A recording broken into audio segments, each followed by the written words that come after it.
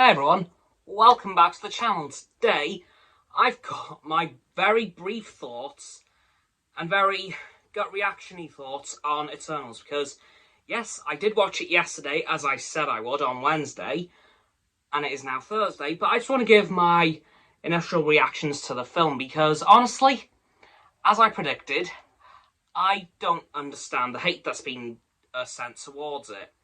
It's a really good film. I'll be honest, it isn't one of my favourite MCU films of all time, but it is by no means a bad film. It is absolutely amazing. The amount of references to ancient Earth mythology is crazy. Hell, we literally had Athena, who is actually Athena, but the A was just added on because of Athens, apparently. Who knew? So, honestly, the whole cast was amazing. The little bits of backstory we had for each Eternal was brilliant, and I like the introduction scenes of them. Like, we got to see a specific part of their past and then see them now, which I thought was amazing because, of course, with a cast of 10 Eternals, they had a lot of work to do. So they just kind of showed us a little bit of their past since they arrived on Earth, and then showed us what they're doing now, and then show them come back to the team. Yeah, honestly, fantastic film. The Deviants were very odd, like they looked very weird, but also very cool. Very kind of Chitauri-like. Like the crawling Chitauri. I'm not sure if they're a subspecies, but I had a lot of visual comparisons to be made to the Chitauri from the Avengers films. Which reminds me, this film didn't reference the rest of the MCU much. Like, sure, it referenced Tony, Steve, and the Avengers, but only a couple of very brief times. Like, it didn't shove it in your face constantly, which I'll admit some of the other films and franchises have tended to do, but it's because those characters have been directly involved with the Avengers and knew Tony and Steve, whereas the Eternals never met them.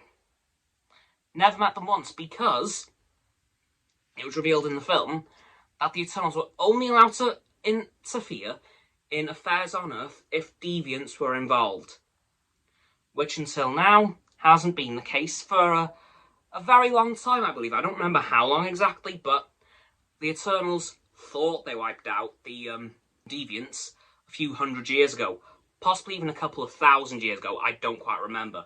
So that's why the Eternals haven't showed up since the MCU started, and why they didn't show up with Thanos, because the deviants weren't involved. So that explains why they haven't been around until now.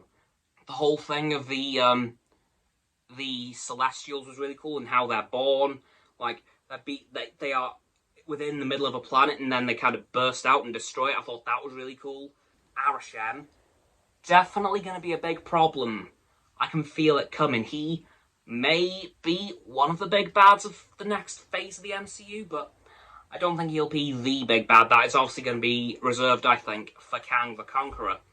Or if they want to go completely insane, Galactus. Now, I'll admit, I did come up with a little bit of a theory. I noticed they had I believe it was Fastos, made bracelets for them all. And I had a lot of comparisons to make between them and the 10 Rings from Shang-Chi, Legend of the Ten Rings. So, I wonder if they're at all connected. And I'm wondering, spoilers by the way, I should probably say that at the start of this video, massive spoilers for Shang-Chi and Eternals. Could these things be linked in any way to the signal that the Ten Rings were sending at the end of Shang-Chi? Because we still don't know where that signal was going to, or rather, who that signal was going to. It could have been to other Eternals across the universe, or it could have been to a new villain. Who knows? I'm actually not too sure, but I'm sure we'll find out soon enough. But honestly, Eternals, a fantastic film. Can't really recommend it enough because there is a few cool, funny moments. For example, Sprite made up the story about Icarus. The legendary tale of Icarus was just something that Sprite made up in the 5th century to make fun of Icarus, and it kind of stuck. So yeah, well worth watching this film. My favourite Eternals by far are Icarus, Cersei, and Sprite. Top 3, 100%. But yeah, that'll do it for this video on my kind of initial thoughts of Marvel's Eternals. So don't forget to like the video, subscribe to my Roxanne's and Frost's channels, down in the description. My sub button is down there. Yeah, that big red one, unless you've already subbed, and it's grey. Thanks for that, by the way. And once you've done that, don't forget to click all 3 of our bell icons to get all 3 sets of our notifications. Comment as well, because why not? And let me know what you thought of Marvel's Eternals, or if this video has convinced you to watch Marvel's Eternals, if you've been hesitant up to this point. Once you've done that too, don't forget to follow me on my social medias. They'll be in the link tree in the description. Don't forget as well to follow Sam on her blog and Frost on his Instagram. Those will be in the description below my link tree. And lastly, of course, don't forget to share this video with all of your friends so they can join the infinite loop of liking, subscribing, commenting, following, and sharing, and around and around and around that loop. And I'll see you guys tomorrow with another video. Goodbye!